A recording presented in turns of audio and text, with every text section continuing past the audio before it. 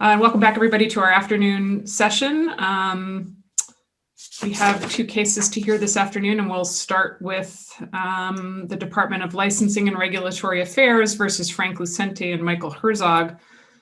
This is a 20-minute full grant. Ms. Kohl, you can reserve time for rebuttal. We like you to try and keep track of that. And you may proceed whenever you are ready. All right, thank you.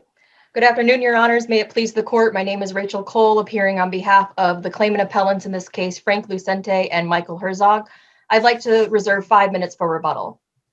The Unemployment Insurance Agency has significant power over claimants' lives. It has the power to grant benefits, to take them away, to demand claimants pay back what the agency has already paid them, and to allege that there was fraud and impose up to a 400% penalty. But in order to use those powers, the agency must follow the requirements set forth by the legislature. Here, the agency acted outside of the legislature's rules. And as this court has emphasized before, quote, "It is beyond debate that the sole source of an agency's powers is the statute creating it," end quote. The Court of Appeals decision and the agency's argument allow the agency to circumvent these requirements set forth by the legislature. The Court of Appeals analysis is contrary to the plain language of the act, the established legislative intent, and it renders Section 32A, the agency's timeline for reconsidering a case on the merits, nugatory. The legislature set forth a timeline for when the agency can reconsider its past decisions on the merits. It gave them 30 days to do so, or up to 1 year if it can show good cause.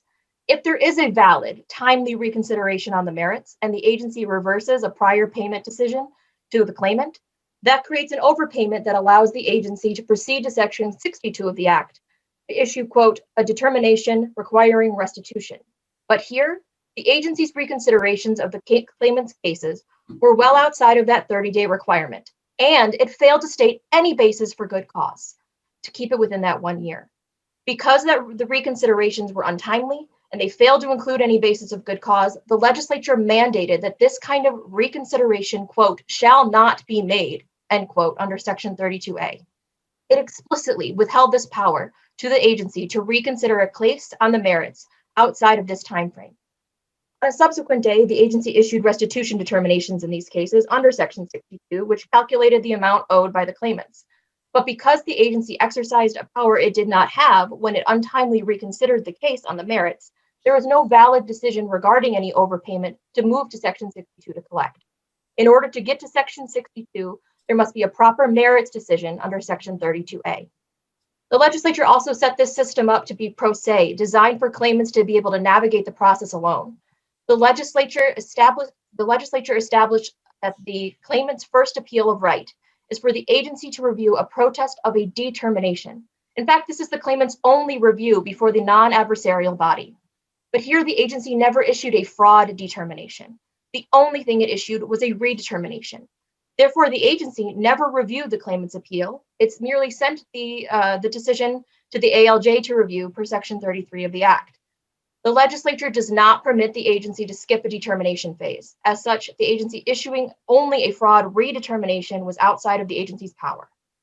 The point of the unemployment insurance system is to aid jobless workers. It's a remedial statute. The legislature has quick timelines for the agency, as well as the other parties, claimants and employers, to act. It is supposed to act, and it is supposed to do things quickly and efficiently to get money into the pockets of eligible and qualified claimants for them to then spend in the economy.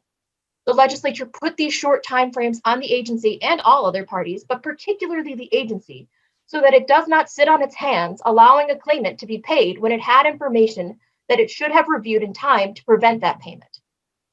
To encourage, the legislature also has these short timelines to encourage the agency to make proper decisions on the merits the first time around, and to be diligent about paying out claims in order to prevent overpayments. All parties, claimants, employers, and importantly, the agency, have the same 30-day timeline or 1 year with good cause under Section 32A. Ms. Kohl, let me interrupt you and just get to people's questions, and then we can come back once we get through that. I'm going to start with Justice Cavanagh. I have no questions. Justice Welch. I actually do have a question. So thank you so much, Ms. Kohl. I appreciate my past life. I practiced within the unemployment system, so I'm familiar with the intricacies. one question I do have is, would you agree that fraud or evidence of fraud or concealment of material information by a claimant would be good cause to redetermine a prior decision after 30 days? I think the answer to that depends, Your Honor, because fraud, if the agency was aware of this information within that 30-day time frame and failed to act, then no, the agency needs to act within the 30 days or show good cause within for why they were delayed in their actions. So yes, I think it could be good cause, but the agency failed to state any basis here for why they didn't act sooner. They were required to per the statute, per Section 32A. Okay, and then just a follow-up. Does the agency could they have just acted under Section 62 and issued an original determination of fraud? No, Your Honor. And the reason why they could not is because Section 62 is a restitution provision. It's a separate provision, and you can only move to Section 62 if there's actually restitution created because of a decision on the merits.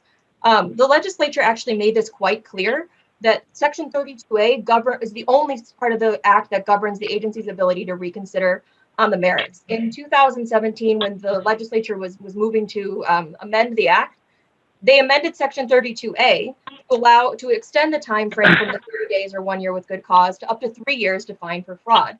And importantly, in the legislative history points out that it wished to, quote, extend the period for a case to be reopened to 3 years if the case involves fraud. This is a clarification from the legislature that Section 32A always applied to the agency as well, including to review a case for fraud. The agency cannot start in Section 62 because it's an entirely different part of the act. It's a different phase. It's as if a plaintiff was going to send a bill to a defendant for damages before a decision on the merits actually happened. That bill has no legal effect until there's a decision on the merits. And likewise, if that plaintiff never filed the case within the statute of limitations, that bill's never going to have any merit. This is the same thing here. The agency doesn't have a proper decision on the merits, and the agency doesn't have a timely decision. So it's outside of the statute of limitations for when it's supposed to make these decisions. So it cannot start in Section 62. Section 62 has a different timeline to calculate the restitution owed, but restitution can't be owed unless there's been a decision on the merits that creates an overpayment. The only way an overpayment can be created is if the agency reverses a payment that it already sent out to the claimant. Great, thank you. Justice Zahra. No questions. Justice Viviano. No questions. Thank you, counsel. Justice Bernstein. Oh, good morning, counsel.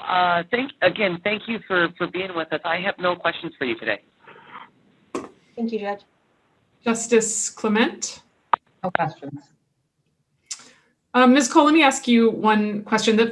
I understand the difference between a determination and a redetermination, and I also understand that you're not arguing that the failure to give your clients the determination step is a due process problem. Is that correct? Correct, Your Honor. Your claim is just that it's a statutory process problem, right? The statute says they get that phase and that phase of the case, and they didn't get it here. Is that right? Correct, Your Honor. And I think that it's important to note that while there may also be due process issues here, that is exactly right. We aren't alleging that they are here, but the fact that we have procedure matters, especially in cases for a pro se claimant, where this is their only non-adversarial place, the only non-adversarial place that they get to try to resolve the claim. They have the ability to work with the agency to make payment plans, to figure out things, to work with them. And by the agency skipping their only review, that's against what the statute actually states. That it bypasses the legislature's entire scheme for creating this process for the claimants. So that was maybe you answered the question I was about to ask you, which is, in your experience, is this a part of the process that is ever beneficial to claimants? It sounds like you think the answer is yes. Can you tell me more about that? I've never practiced in this area at all, and I don't have a sense of. I kind of thought the agency who made a determination is likely to redetermine the same thing, but tell me more about why it matters. They very well could redetermine the exact same thing, Your Honor, and that's fine. But the process is designed for claimants to be able to navigate the system easily. And the agency has set forth in their handbooks that they give to the claimant online. If we look at the processes that the agency tells the world about what they're supposed to do, it talks about these two levels: this determination phase, where the claimant's allowed to protest, the agency will review it and make a decision. That decision will either be, we agree with what we said before, and we're going to send you to an ALJ through a bypass, or we're going to disagree with what we said before, and we're going to modify it, reverse it, or potentially also affirm it. And then the agency will issue a redetermination, which will then again go to the ALJ. I think here is an important place to mention that the false fraud scandal is a place where we can really see the impact of this quote unquote labeling mishap. The agency only sent redeterminations out to all of these people by a computer. And so therefore, when any of those claimants that were victims of the false fraud scandal appealed, which is a term of art, it's an appeal of a redetermination, it's a protest of a determination. They appealed the redetermination. The agency never looked at it. So that means it went completely without any agency review whatsoever. The initial determination was done by a computer, and then it was just sent to an ALJ to handle. The agency is required by statute to do exactly this: send a determination, review the protest, and make a new decision on the merits. Thank you. Does anyone else have any additional questions for Ms. Kohl at this point? You may continue, or you may reserve time. You're up to you. Excellent. Well, I just have a few more things I'd like to talk about. So the four amicus briefs submitted on behalf of the claimant appellants here highlight how the Court of Appeals' erroneous decision and how it plays out for the victims of the false fraud scandal, as well as the tens of thousands of other claimants involved. The agency is using more power than the legislature gave it, and it creates havoc in the system. These short timelines, importantly, apply to everyone, and the agency frequently will make arguments to the claimants and to the employers if they're outside of the 30 days. We have no jurisdiction to hear this because you're outside of the 30 days and you don't have good cause. Well, here, the agency is outside of 30 days and they haven't stated basis for good cause, and the legislature has put them in the same part of the statute. The legislature wishes to impose this 30-day, 1-year good cause requirement for claimants and employers, but it will not abide by it for itself, despite the legislature's plain language here. Furthermore, it's important to understand that restitution is a different phase. You can't get to restitution before there's a decision on the merits. And restitution can't happen in a void. It doesn't just happen one day that the claimants owe something back. There has to be a reversal of a decision somewhere. The only way that the agency can make that reversal is if they follow the proper procedure to reconsider the case on the merits under Section 32A. And with that, I'll actually just make one more quick point, that the agency reviewed both of these cases on the merits when it issued that benefit payment. The agency makes an argument in their brief that the issuance of a benefit payment is somehow not a determination in their case, but that's wrong for a lot of reasons. The first one is the fact that Section 32F of the Act specifically states, quote, "The issuance of each benefit check shall be considered a determination by the unemployment agency that the claimant receiving that check was covered during the compensable period and eligible and qualified for benefits," end quote. That's Section 32F of the Act, very clearly stating that issuance of a benefit payment is a determination. That is the agency's first review and first decision on the merits, granting benefits to the claimant, finding them eligible and qualified. There is a presumption of consistent usage across the statute. There's no reason here to think that the legislature intended anything different for the word determination here. And with that, I will yield the rest of my time for rebuttal, unless there's any other questions. You may reserve your 6 minutes. Mr. Hawkins. Thank you, Chief Justice McCormack, and good afternoon. Assistant Attorney General Jason Hawkins on behalf of the Unemployment Insurance Agency. May it please the Court. The Court of Appeals got this case right. It recognized that Section 62 of the MES Act gave the agency the authority to make the decisions at issue when it did, and that the time limitations in Section 32A did not govern the issuance of those decisions. Rather, Section 32A governed the protests or appeals of those decisions. And we know this is true because the clear language of Section 62C says that decisions issued under Section 62 are appealable in accordance with Section 32A. It's not the other way around, as the appellants assert. In Section 62, the legislature mandated that the agency take all action necessary to recover improperly paid benefits, interest, and penalties. And it gave the agency several years to issue decisions necessary to make those recoveries. And this timeline makes sense because it recognizes the practical reality that the agency does not decide every issue that can arise on a claim when initially reviewing a new claim and paying benefits. Rather, new issues can arise during the lifespan of a claim or even after, as the facts change. And these cases actually provide a clear example of that because we have claimants who certified that they had no earnings and that they were not working when in fact they were. And they were the only interested party that had that information. And therefore it took the agency some time to find that out. And giving the agency sufficient time to detect, adjudicate, and investigate issues relating to a claim for benefits and to take all steps necessary to recover improperly paid benefits, interest, and penalties is a good thing for the system as a whole. It ensures sufficient balances exist in the trust fund to pay benefits to eligible and qualified claimants, and it protects employers from the Fortune 500 company to the mom and pop store on the corner who are taxed based on the amount of benefits that are paid to claimants.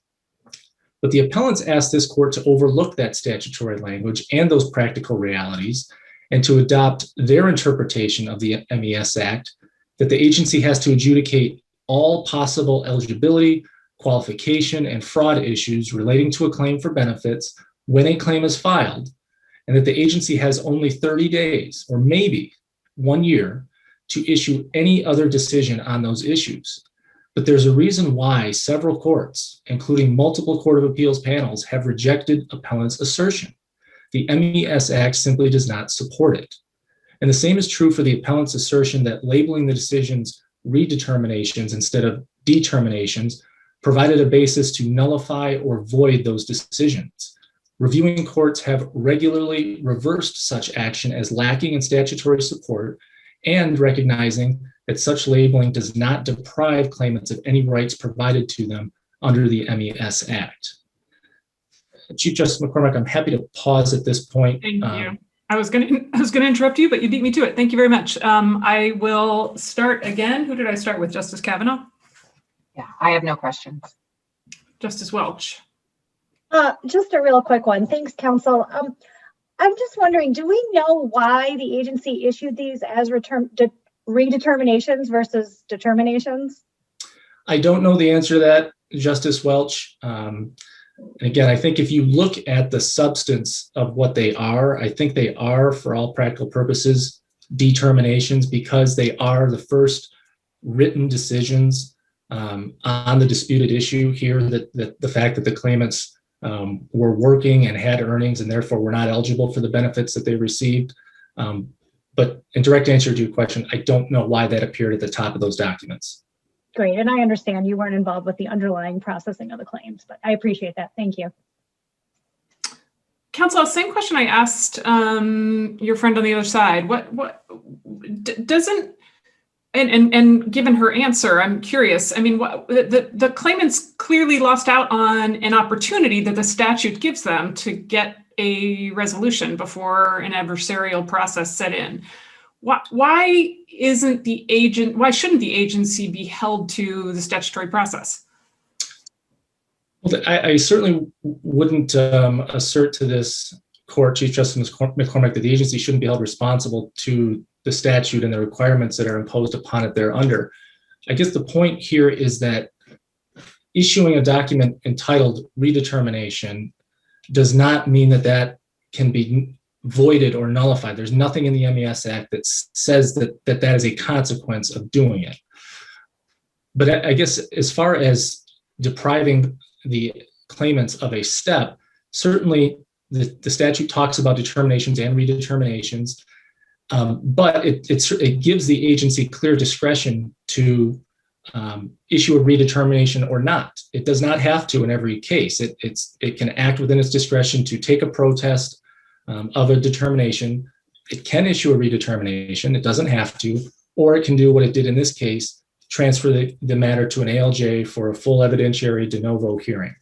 But in either case, whether it issues one or doesn't, the claimant at least has an opportunity to try and convince the agency that there's a way to work this out, right? And that's and here that's what the claimants didn't have an opportunity to do. And I'm just wondering why we should not worry about that. I don't think that the claimants were deprived of that, Chief Justice McCormack. The protest I would be their argument as to why they disagreed with the agency's decision. So that right that the statute gives them was exercised here. So now we go to what does the agency do with that?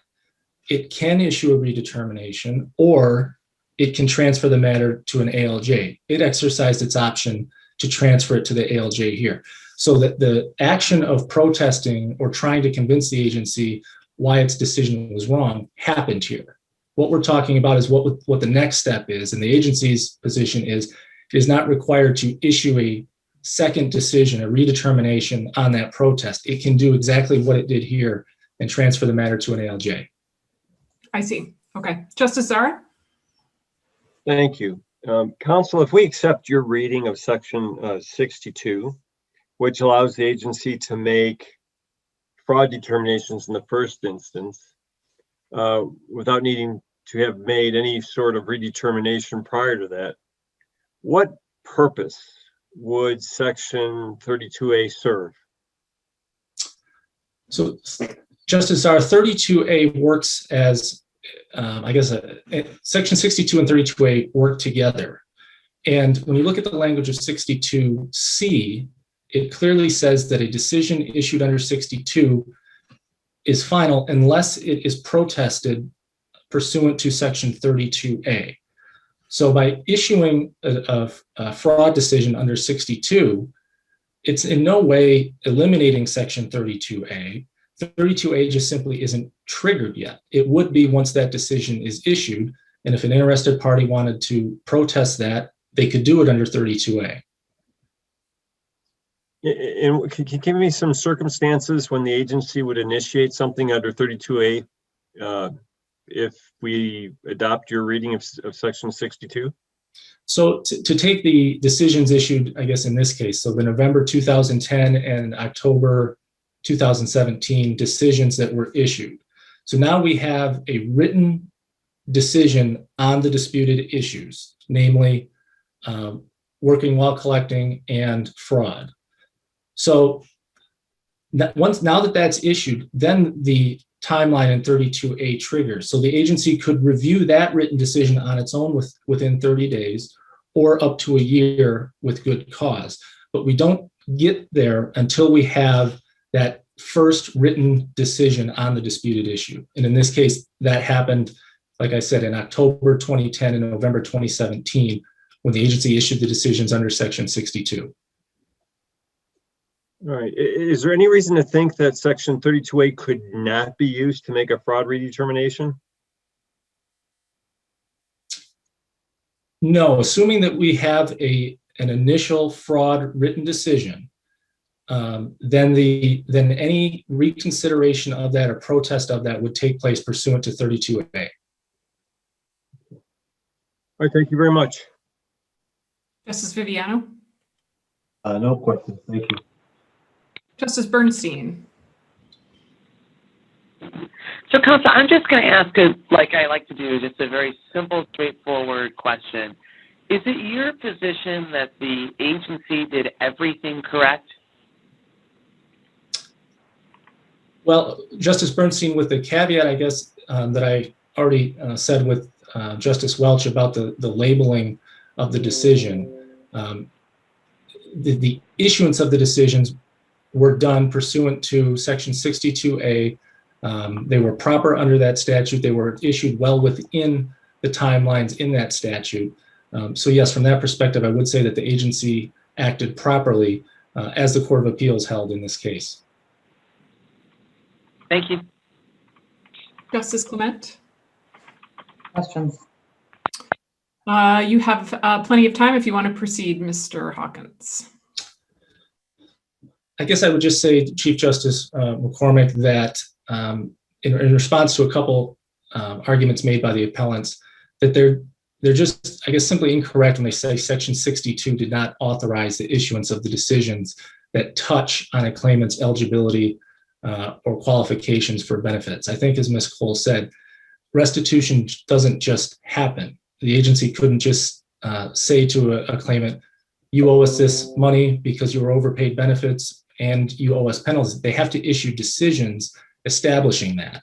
And that's what 62 talks about. That's what it authorizes the agency to do. That's what the agency did on this case. And I think Section 62D provides additional support for that argument because it requires the agency to take all steps necessary to recover all benefit overpayments, penalties, and interest. And 62A explains how the agency does that. It has to issue decisions on issues like eligibility and fraud. And if I could briefly go over to Section 32, because it certainly does talk about issuing determinations on eligibility and qualification, but I think it's important to understand the context of when those decisions are issued, and that is at the very early stages of a claim, where the agency looks at kind of some basic threshold questions about, did they earn sufficient wages in the base period? What was their reason for separation from their prior employer?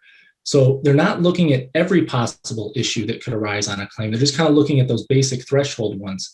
And if the claimant meets those thresholds, then the agency has to start paying benefits as quickly as possible.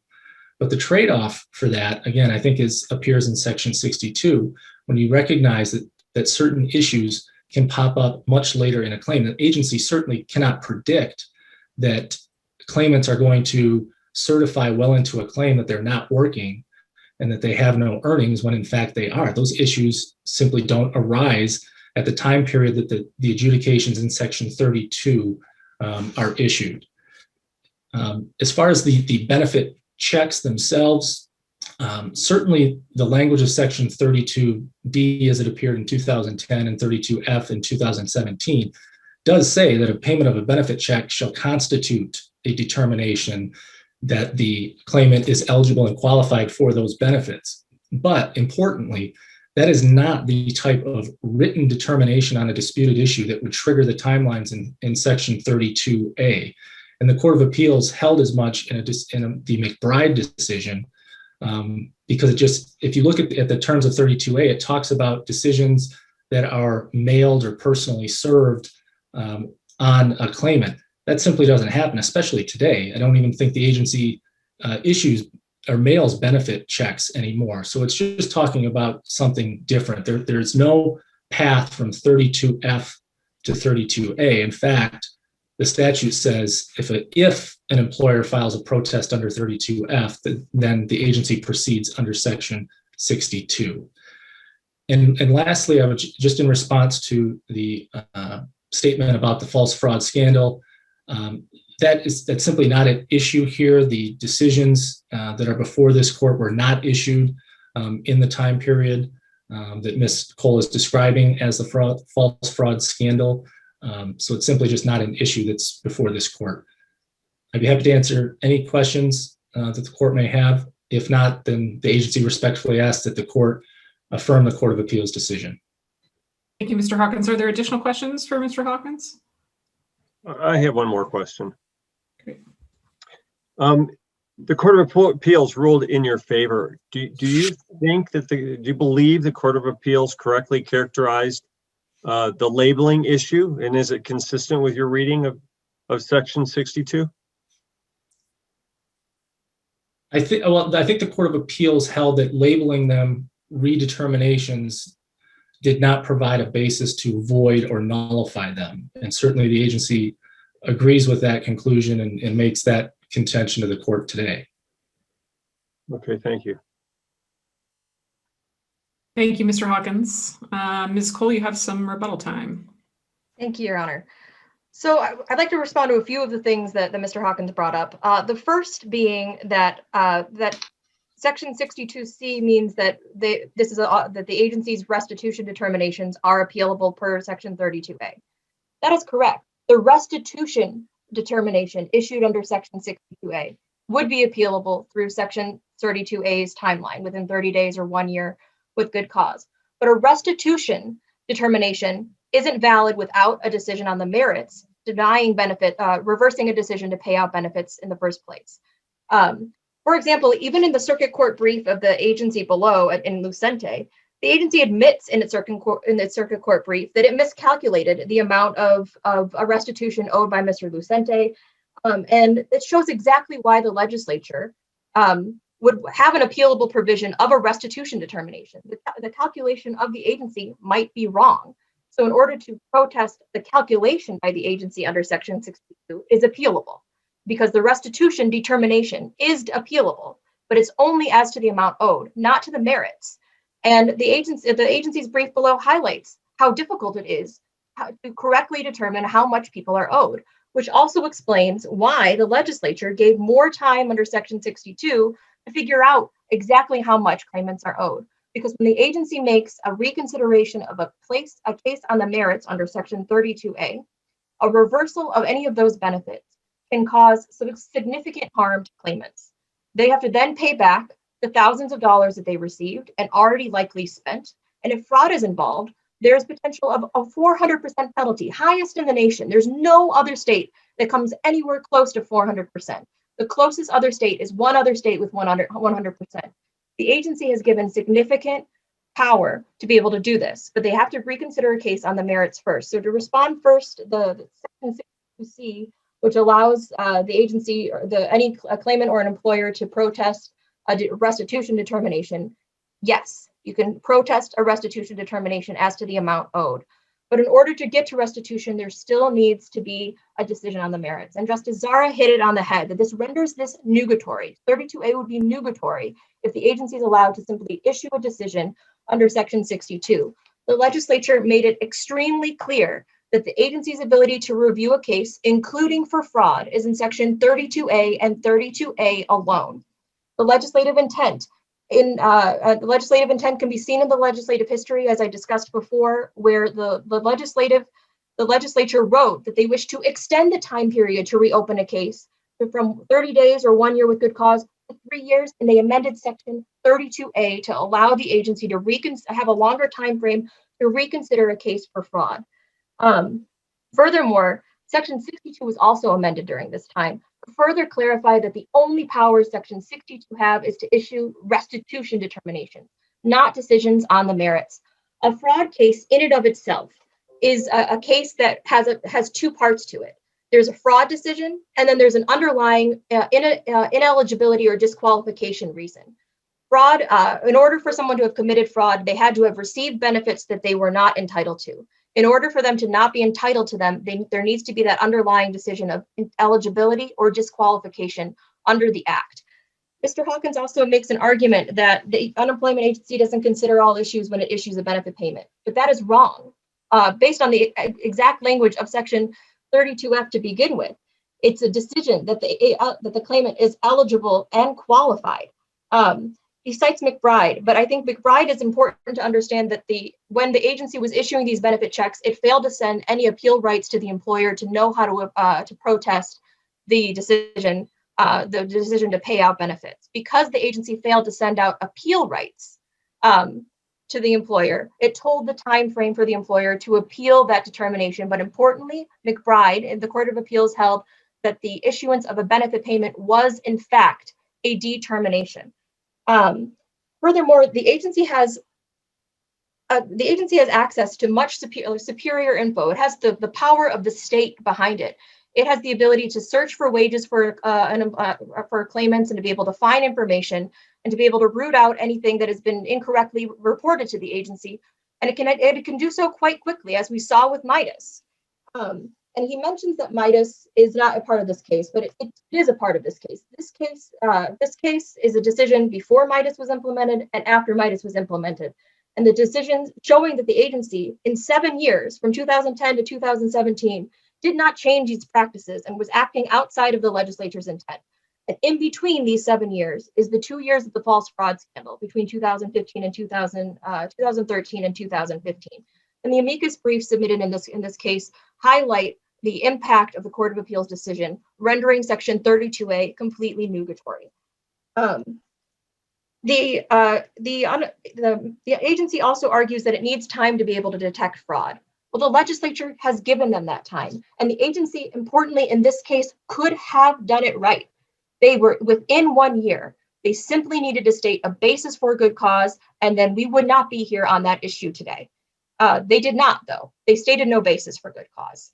And because the impact to claimants is grave, and because the legislature has made clear that the intent of the act is to be remedial and to help claimants, and because it was clear that Section 32A should not be rendered nugatory, this court should reverse the Court of Appeals decision and reinstate the decisions of the administrative courts and the circuit courts below, because the legislature's carefully concocted legislative scheme has safeguards built in for all parties, and it should be preserved. Thank you. Thank you, Ms. Kohl. Does anybody have additional questions for? Well, thank you both for your presentations. The case will be submitted.